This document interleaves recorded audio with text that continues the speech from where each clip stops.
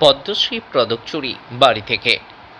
পূর্ব মেদিনীপুর জেলার নন্দনপুর বিধানসভা কেন্দ্রের প্রাক্তন বিধায়িকা তথা পশ্চিমবঙ্গের পদ্মশ্রী প্রাপক সাঁতারু শ্রীমতী বুলা চৌধুরীর পদ্মশ্রী পদক তার বাড়ি থেকে চুরি হয়ে গিয়েছে বলে জানা গিয়েছে বিশেষ সূত্র মারফত।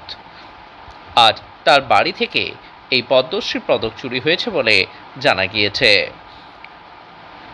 পূর্ব মেদিনীপুর জেলার নন্দনপুর বিধানসভা কেন্দ্রের সিপিআইএমের প্রাক্তন বিধায়িকা এবং বিশিষ্ট সাঁতারু বুলা চৌধুরীর পদ্মশ্রী পদক তার বাড়ি থেকে চুরি হয়ে গিয়েছে বলে বিশেষ সূত্রে জানা গিয়েছে।